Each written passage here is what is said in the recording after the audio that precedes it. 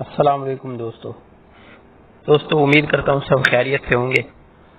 دوستو سب سے پہلے اپنے چینل تھاٹ آف لرننگ کو سبسکرائب کر لیں اور بیل آئیکن کو دبا دیں۔ دوستو کل ہم نے صلح حدیبیہ کا چیپٹر شروع کیا تھا جس کے واقعات کو ہم پڑھ رہے تھے۔ آج ہم اسی سلسلے کی کڑی کو لے کر آگے بڑھیں گے۔ تو آپ لوگوں سے پہلے درخواست ہے کہ ہم نے جو یہ سلسلہ شروع کیا ہے یہ کوئی عام سلسلہ نہیں ہے، بڑا زبردست اور بہترین سلسلہ ہے۔ آپ اس چینل کو سبسکرائب کریں، بیل آئیکن کو دبا دیں تاکہ ہر نئی آنے والی ویڈیو سب سے پہلے آپ کو ملے۔ سہیل بن عامر کی آمد۔ اس کے بعد کفار کی طرف سے سہیل بن عامر سفیر بن کر آیا۔ یہ ایک دور اندیش اور معاملہ فہم شخص تھا۔ اس کے علاوہ بیعت رضوان نے بھی کفار کے حوصلے پست کر دیے تھے۔ چنانچہ اس نے مسلمانوں کے ساتھ معاہدہ طے کیا جسے صلح حدیبیہ کہا جاتا ہے۔ گویا سہیل بن عامر کامیاب سفارتکار ثابت ہوئے۔ قریش کے سہیل کے لڑکے ابو جندل مسلمان ہو چکے تھے۔ قریش کے سفیر سہیل کے لڑکے ابو جندل مسلمان ہو چکے تھے۔ قریش ان پر تشدد کرتے تھے۔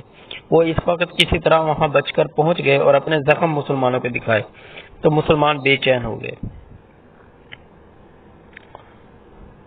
اس وقت تک یہ معاہدہ تحریر نہیں ہوا تھا۔ آپ صلی اللہ علیہ وسلم نے کوشش کی کہ شرائط صلح سے قطع نظر ابو جندل کو واپس نہ کیا جائے، لیکن سہیل نہ مانا تو مجبوراً ابو جندل کی واپسی کی گئی، کیونکہ اس کی وجہ سے صلح خطرے میں پڑ گئی تھی۔ آپ صلی اللہ علیہ وسلم نے ابو جندل کو تسلی دی کہ اللہ تمہارے لیے کوئی راستہ ضرور نکالے گا۔ اب معاہدہ صلح لکھا گیا۔ حضرت علی رضی اللہ تعالی عنہ نے لکھا، اس میں کچھ رد و قدوح ہوئی، لیکن نبی صلی اللہ علیہ وسلم کی مداخلت پر معاہدہ تحریری صورت میں مکمل ہو گیا۔ تو مسلمانوں نے بال کٹوائے، قربانی کے جانور ذبح کیے۔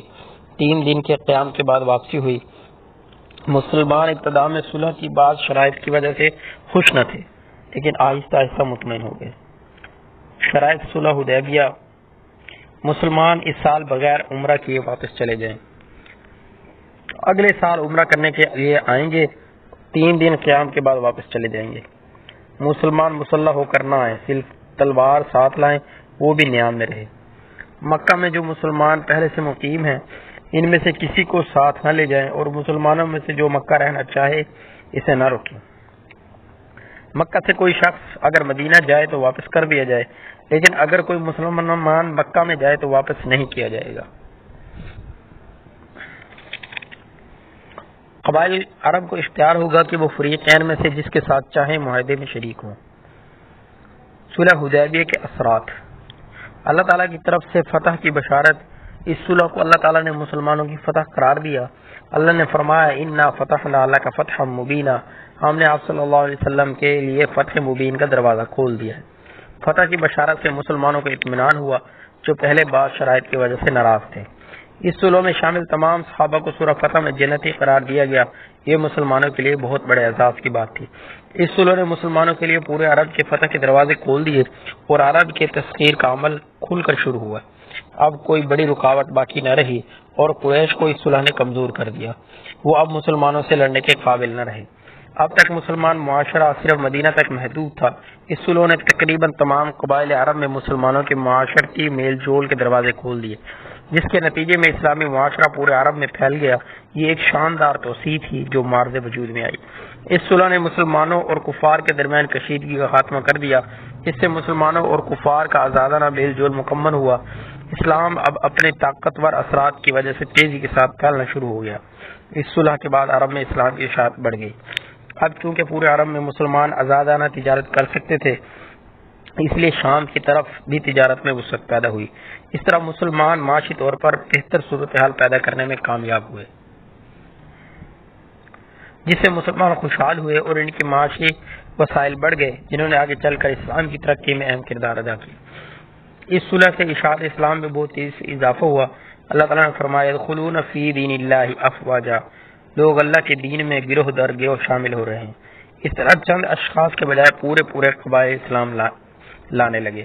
اس سے مسلمانوں کی تعداد تیزی سے بڑھی۔ اب مسلمانوں کی دفاعی قوت بہت تیزی کے ساتھ اضافہ ہوا۔ اس کا اندازہ اس بات سے لگایا جا سکتا ہے کہ صلح حدیبیہ کے موقع پر مسلمان سپاہ کی تعداد 1400 تھی جبکہ 2 سال بعد جب مسلمان مکہ فتح کرنے کے لیے آئے تو ان کی افواج کی تعداد 10,000 تک پہنچ چکی تھی۔ اس سے قوت میں تیزی کا اضافے کا اندازہ لگایا جا سکتا ہے۔ یہ صلح مسلمانوں کی سیاسی فتح ثابت ہوئی۔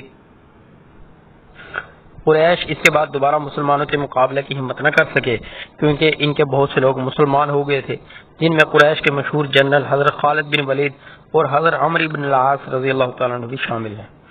اس صلح میں پہلی دفعہ تحریری طور پر مسلمانوں کو مقابلے کی طاقت تسلیم کیا گیا اور پہلی دفعہ اسلامی ریاست کو باضابطہ طور پر مان لیا گیا۔ اس سے پہلے مسلمان ایک کمزور گروہ شمار ہوتے تھے، گویا مسلمان باضابطہ طور پر حکومتی گروہ بن گئے۔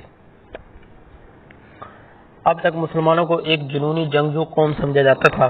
اس معاہدے نے یہ تاثر ختم کر کے مسلمانوں کی امن پسندی کا عملی ثبوت پیش کیا۔ اس طرح مسلمانوں کی حقیقی تصویر لوگوں کے سامنے آ گئی۔ یہ معاہدہ آپ صلی اللہ علیہ وسلم کے تدبر کا بہت بڑا ثبوت ہے۔ اس کارروائی کے مکمل ہونے تک بار بار جذباتی فضا پیدا ہوتی رہی اور خطرہ تھا کہ معاہدہ نہ ہو سکے گا، لیکن آپ صلی اللہ علیہ وسلم نے اپنے تدبر سے ظاہری کمزوری کے باوجود فتح حاصل کر لی، جو بڑی جنگ کے بعد بھی ممکن نہیں تھی۔ گویا اس صلح نے قریش کے ہاتھ باندھ دیے۔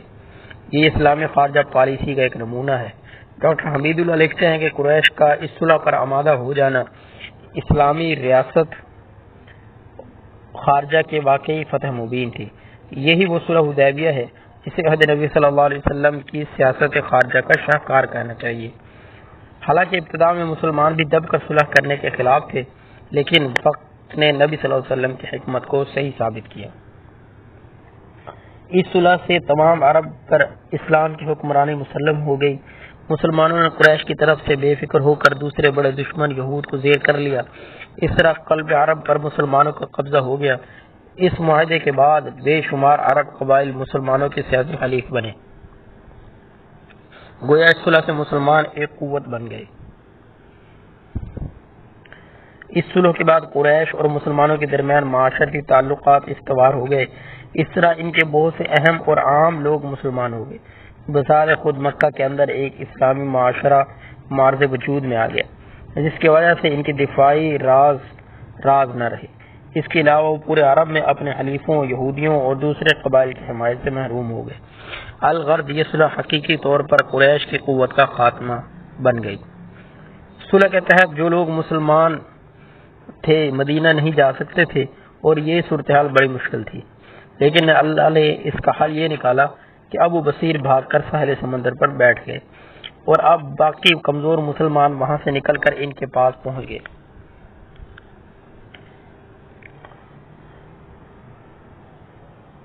ایک جتھا سا بن گیا۔ انہوں نے قریش کے تجارتی قافلوں کو لوٹنا شروع کر دیا۔ قریش نے مجبور ہو کر یہ شرط واپس لے لی۔ دوستو، آج ہمارا صلح حدیبیہ کا ٹاپک مکمل ہوا۔ آج ہم نے اس کی شرائط پر بات کی، صلح حدیبیہ کے اثرات اور نتائج اور فوائد اور اہمیت پر بات کی۔ صلح حدیبیہ مسلمانوں کے لیے ایک عظیم کارنامہ تھا جو حضور اقدس صلی اللہ علیہ وسلم کے تدبر حکمت کا ایک شاہکار سمجھا جاتا ہے۔ اس صلح حدیبیہ نے مسلمانوں کو ایک عظیم ریاست کے طور پر پیش کیا اور اپنے مخالفین کے سامنے اس ریاست کو عملی طور پر ایک ریاست بنا دیا۔ دوستو، آپ سے گزارش ہے کہ اپنے چینل تھاٹ آف لرننگ کو سبسکرائب کر لیں، بیل آئیکن کا دبا دیں تاکہ ہر نئی آنے والی ویڈیو سب سے پہلے آپ تک پہنچ سکے۔ والسلام۔